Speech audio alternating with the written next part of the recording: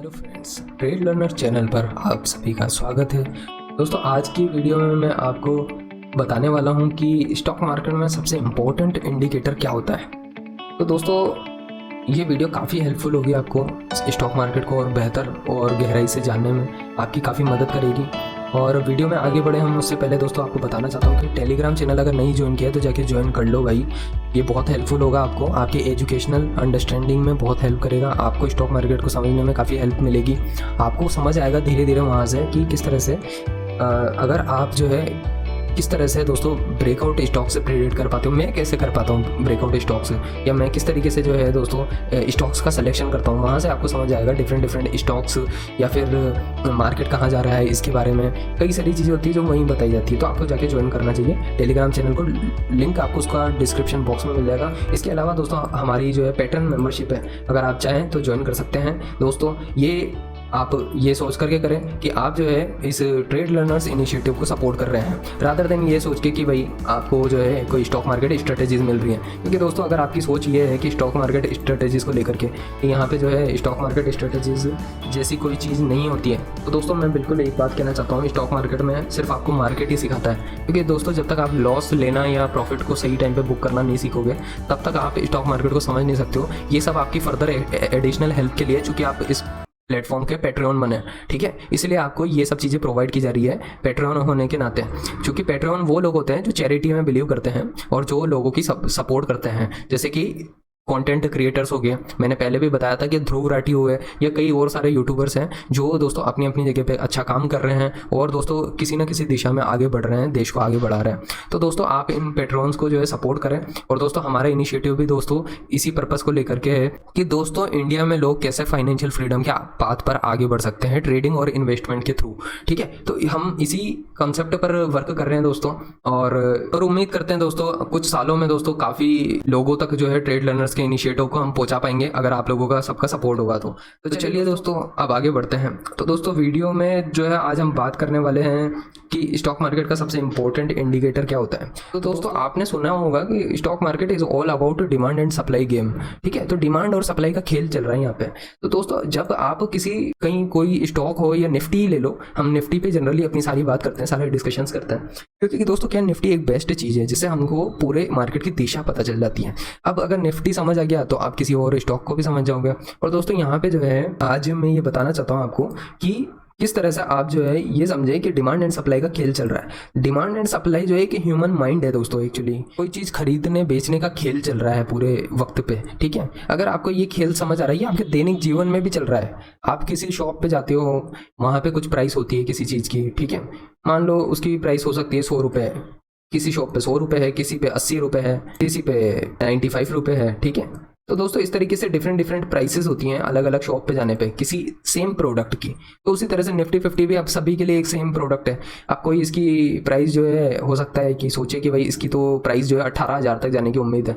कोई ये सोच के बैठा कि नहीं यार ये वापस से जो है इसकी प्राइस घट जाएगी और 14,000 पे आ जाएगा। कोई क्या सोच रहा है, कोई क्या सोच रहा है। तो ये जो है दोस्तों ये सोच ही एक्चुअली ह्यूमन माइंड जो है, ये ह्यूमन इंडिकेटर जो है दोस्तों यहाँ से एक निकल के आता है ह्यूमन इंडिकेटर। तो दोस्तों ह्यूमन इंडिकेटर से बड़ा इस स्टॉक मार्केट का कोई इंडिकेटर नहीं होता है, इस बात को आप समझिए। और दोस्तों इसको जो है आप स्टॉक मार्केट में अप्लाई करिए। तो दोस्तों छोटी मोटी कोशिश हम भी करके देख लेते हैं कि भाई ह्यूमन इंडिकेटर कैसे वर्क करता है। तो दोस्तों जनरली हम कई बार बोलते हैं कि ब्रेकआउट आ गया, ठीक है। तो दोस्तों यहाँ पे देखो ब्रेकआउट तो यहाँ भी आया था, तो ब्रेकआउट यहाँ पे भी आया है। ब्रेकआउट में फर्क थोड़ी ना था, लेकिन ब्रेकआउट फेक आउट हो गया ये, और ये वाला ब्रेकआउट चल गया। फर्क क्या है दोस्तों, यहाँ पे आपको ये समझना होगा फर्क क्या आया, ठीक है। दोस्तों मार्केट में जो है, मार्केट जब आप देखते हो तो आप उसको ये इस तरह से समझिए और एनालिसिस करिए कि एक आदमी जो है क्या एक्सपेक्ट कर रहा है। ये एक कंफ्यूजन का दौर चल रहा था दोस्तों पिछले साल 2020 में जो है अप्रैल से लेकर के जून जुलाई तक जो है एक कंफ्यूजन का जोन बना हुआ था। इसलिए जो है लोगों को कुछ को भरोसा था मार्केट और ऊपर जाएगा, कुछ को ये लग रहा था मार्केट फिर नीचे आ जाएगा, ठीक है। तो ये जो कंफ्यूजन जब तक बना हुआ था दोस्तों, इसलिए क्या है मार्केट काफी टाइम तक इस तरीके से फेक आउट देकर के वापस से नीचे आ गया।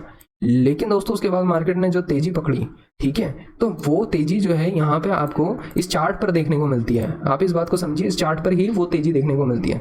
मार्केट पर लोगों का भरोसा बढ़ने लगा वापस से जून मंथ के बाद से, ठीक है। जून मंथ शुरू हुआ, यहाँ पे एक ब्रेकआउट आया, ठीक है, ये ब्रेकआउट आपको दिख रहा होगा और फिर उसके बाद में कंसोलिडेशन के बाद में मार्केट ने फिर लगातार तेजी दिखाई। ठीक है, तो अब देखो दोस्तों हो क्या रहा है यहाँ पे, ये जो ब्रेकआउट्स होते हैं दोस्तों, ये एक हमको आइडिया दे सकते हैं कि भाई मार्केट क्या बहुत और ऊपर जाने वाला है, या फिर मार्केट अगर ये फेकआउट में कन्वर्ट हो जाते हैं तो फिर दोस्तों एक फिर समझ आता है कि अब भी अनसर्टेनिटी का जोन चल रहा है। ठीक है, मार्केट को अभी भरोसा नहीं है। मार्केट जब भी आगे बढ़ता है ना तो एक ब्रेकआउट दे करके बढ़ता है। ठीक है, मतलब जो बायर हैं वो उसको और ज़्यादा हाई रेट्स पे भी बाई करने को तैयार हैं। ठीक है, इस तरीके से एक मार्केट चलता है। लेकिन ये देखिए कुछ कुछ तो निवेशक डर जाते हैं कि भाई अपना पैसा जो है एग्जिट कर लेते हैं, तो ये प्रॉफिट बुकिंग बोलते हैं इसको। प्रॉफिट बुकिंग बोलते रहते हैं ना न्यूज़ चैनल वाले, आपने सुना ही होगा कि प्रॉफिट बुकिंग चल रही है मार्केट में, बहुत बड़े लेवल की प्रॉफिट बुकिंग चल रही है। तो दोस्तों एक ही दिन में 3-4% तक करेक्शन भी हो जाती है। तो ये सब सिर्फ प्रॉफिट बुकिंग की वजह से ही होता है। ठीक है, इसके बाद किसी और को ये भी लगा कि मार्केट जो है अब इस वक्त पे आप देखोगे तो मार्केट ने जिस तेजी से रिकवरी की थी दोस्तों, उससे बहुत तेजी से तो मार्केट नीचे गिर गया था यहाँ पे, है ना। तो कई लोगों को लगा यार ये मार्केट तो वापस से जो है नीचे चल जाएगा। ठीक है, मार्केट नीचे नहीं गया बल्कि पलट के वापस से एक नई तेजी शुरुआत हुई। ठीक है, और ये एक बहुत पावरफुल ब्रेकआउट बन के सामने आया। ठीक है, तो ये एक और नया ब्रेकआउट आ गया। तो ब्रेकआउट क्या दिखा रहा है दोस्तों, ब्रेकआउट अल्टीमेटली ये दिखा रहा है कि कितने ज्यादा लोग बुलिश हैं उसके ऊपर। ठीक है, फिर उसके बाद एक कंसोलिडेशन का जोन आया, फिर वापस अगेन ब्रेकआउट दिया। तो इस तरीके से मार्केट जो है चलता रहता है। तो ये एक तरीके से एक सेंटीमेंट भी चलता रहता है साथ ही साथ। ठीक है, और टेक्निकल एनालिसिस अल्टीमेटली दोस्तों एक सेंटीमेंट को का फायदा उठा करके जो है आगे बढ़ने का तरीका है कि आप किस तरह से सेंटीमेंट का फायदा उठा करके आप जो है स्टॉक मार्केट से पैसा कमा सकते हो। अब देखो यहाँ पे जैसे 12,000 है, ये 12,000 से 12,400 का जो लेवल था वो हमेशा देखोगे आप तो आपको यही देखने को मिलेगा कि ये जो पिछली बार के जो 2020 से पहले जो चल रहे थे ऑल टाइम हाइज वाला जोन था। इस वजह से क्या है कि ह्यूमन टेंडेंसी के हिसाब से ही देखें दोस्तों, तो यहाँ पे अगर आप एक लाइन ड्रॉ करना बेहतर होगा। अगर देखो दोस्तों, अगर आप इस पॉइंट को देखोगे यहाँ पे क्यों करेक्शन आई है या ये कंसोलिडेशन क्यों हुआ, क्योंकि दोस्तों यहाँ पे प्रीवियस हाई था, ये भी इससे पहले भी प्रीवियस हाई था। तो इसलिए यहाँ पे भी एक कंसोलिडेशन का फेज देखने को थोड़ी गिरावट करेक्शन की फॉर्म में दिखी। लेकिन फिर जब ये ब्रेकआउट दिया, ठीक है, और उसने पिछले प्रीवियस हाईज को भी जो है ब्रेक कर दिया, तो वो तेजी इतनी तेज बनी कि दोस्तों बहुत तेजी से मार्केट को देखते देखते 15,000 के लेवल तक पहुंची है मार्केट। ठीक है, अब देखिए दोस्तों, चूंकि ह्यूमन टेंडेंसी है तो वो वापस रिपीट होती है। ठीक है, अब चूंकि मैंने पिछली वीडियोस में भी ये समझाया था, बहुत सारी वीडियोस है आपको जाके देखनी चाहिए दोस्तों। हमारे चैनल पे ये ट्रेड लर्नर्स पे काफ़ी इंपॉर्टेंट प्लेलिस्ट बनी हुई है, चाहे टेक्निकल एनालिसिस को लेकर के हो, प्राइस एक्शन हो, निफ्टी ऑप्शन स्ट्रेटजीज हो, इनको एक बार देख लेना चाहिए। क्योंकि दोस्तों हो सकता है आपको फ्यूचर में अब ये देखने को नहीं मिलेंगे इनमें से कई सारी स्ट्रेटजीज, क्योंकि दोस्तों ये सब कुछ बहुत सारा फ्री का कॉन्टेंट था जो प्रोवाइड किया गया था हमारे द्वारा। और दोस्तों उसका पर्पज़ यही था कि आप जो है ज़्यादा से ज़्यादा बेहतर से स्टॉक मार्केट को समझ सकें और आगे बढ़ सकें। अगर दोस्तों आपको ये देखना है तो आप जल्दी से जल्दी देख लीजिए इन वीडियोस को, देरी ना लगाएं, वेट ना करें। क्योंकि दोस्तों अगर आपने वेट किया तो हो सकता है कि भविष्य में ये सब इस प्राइवेट ग्रुप ऑफ पैट्रॉन में चल जाएंगी ये सब वीडियोस। ठीक है, जो इसमें इंपॉर्टेंट वीडियोस हैं वो सब प्राइवेट ग्रुप में चल जाएंगी दोस्तों। फिर आप वापस से रिपीट करके देख नहीं पाओगे इन स्ट्रेटजीज को। और उसका क्योंकि दोस्तों चूंकि पैट्रियन जो हैं इस प्लेटफॉर्म पे दोस्तों, उनके प्रति भी दोस्तों एक रेस्पॉन्सिबिलिटी बनती है। तो दोस्तों इस तरह से दोस्तों भविष्य में आपको कुछ वीडियोस प्राइवेट होती हुई नजर आएंगी, क्योंकि फिर आपको इस प्लेटफॉर्म पे वापस मिल नहीं पाएगी जो इंपॉर्टेंट स्ट्रेटजीज दी गई है आपको।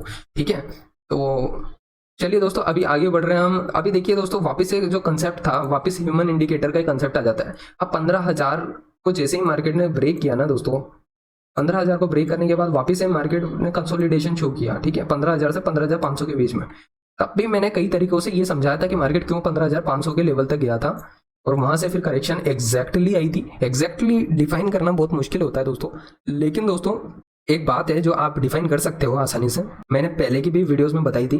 चूंकि मार्केट जो है बॉटम जो है 7,500 पे बनाया था चूंकि मार्केट ने, तो दोस्तों पैसा चूंकि दुगना हो चुका था, यहाँ पे निफ्टी भी दुगना हो चुका था, मतलब 15,500 पे पहुंच चुका था।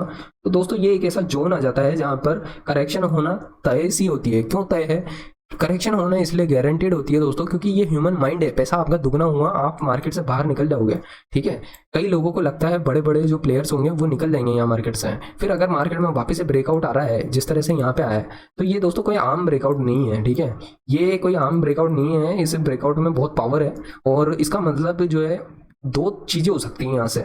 एक तो ये हो सकती है कि दोस्तों बड़े लेवल पे जो है लोगों को फंसाया जा रहा है और ये मार्केट बहुत तेजी से जो है टूट के नीचे गिरेगा। और दूसरी चीज़ ये हो सकती है कि मार्केट जो है बहुत बड़े बुलिश ट्रेंड को जो है फॉलो कर रहा है, ठीक है। तो बहुत बड़ा जो है बुलिश ट्रेंड जो है स्टार्ट हो चुका है और वो ट्रेंड जो है जारी रहेगा। फिर हो सकता है 18,000 20,000 के लेवल भी आ जाए, ठीक है। तो कुछ भी पॉसिबल है दोस्तों, चूंकि ये मार्केट है, इसको इतना कोई भी आसानी से प्रेडिक्ट नहीं कर पाता है, लेकिन एक आइडिया मोटा मोटा लगाया जा सकता है यहाँ पे, ठीक है, जो कि हम अपने एक्सपीरियंस से लगाने की कोशिश करते हैं।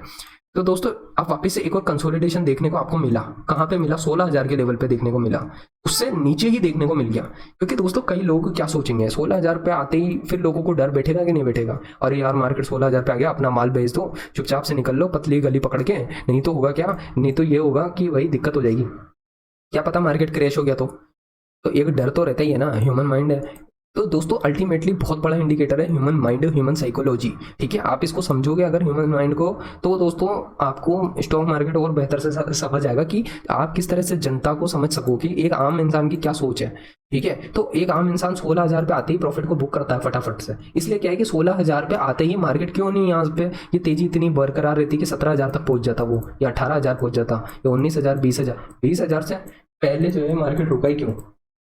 मुद्दे की बात ये आती है, 20,000 ही पहुंचा दो ना, क्या क्या फर्क पड़ रहा है मार्केट को, रिलायंस को बढ़ाए जाओ सिर्फ, ठीक है, रिलायंस को जो है बढ़ाए जाओ और 20,000 पहुंचा दो मार्केट को, क्या फर्क पड़ रहा है ना। मतलब अगर जो लोग जो है जो बिग प्लेयर्स हैं दोस्तों, जो इस पूरे मार्केट को कंट्रोल कर रहे हैं, अगर वो मार्केट को 20,000 पे भी पहुंचा दें तो कहाँ दिक्कत आ रही है, कोई दिक्कत नहीं आ रही है। सिर्फ रिलायंस, इन्फोसिस और कुछ 4-5 स्टॉक्स हैं, HDFC, ठीक है, HDFC बैंक, इनको बढ़ा दो, मार्केट पहुंच जाएगा 20,000 पे, ज़्यादा दिन थोड़ी ना लगेंगे।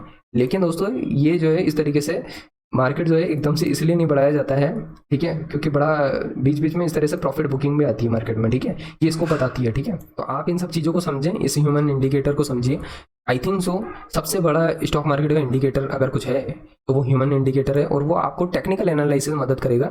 ये सब चीज़ों को देखने परखने में आपको फंडामेंटल एनालिसिस वर्क नहीं करेगा। तो ये बात भी समझिए कि कहाँ पे टेक्निकल एनालिसिस वर्क करता है और कहाँ पे फंडामेंटल एनालिसिस वर्क करता है, दोनों में बहुत फर्क है, ठीक है। तो उम्मीद करता हूँ दोस्तों ये वीडियो काफ़ी हेल्पफुल होगी आपकी, और आपको ट्रेडिंग और इन्वेस्टमेंट की जर्नी में आगे बढ़ाएगी, और आपको फाइनेंशियल फ्रीडम के पाथ पर आगे बढ़ाएगी। यही पर्पस से दोस्तों ये चैनल है। और दोस्तों अगर आपको वीडियो पसंद आई हो तो वीडियो को लाइक करें, चैनल को सब्सक्राइब करें, अपने सभी दोस्तों के साथ शेयर करें, क्योंकि दोस्तों ये नॉलेज जो है दोस्तों इस देश के लोगों को जो है फाइनेंशियल फ्रीडम के पाथ पर आगे बढ़ाने के लिए। तो चलिए दोस्तों अब वीडियो को एंड करते हैं। अगर आपने वीडियो को एंड तक देखा तो दोस्तों उसके लिए बहुत बहुत धन्यवाद।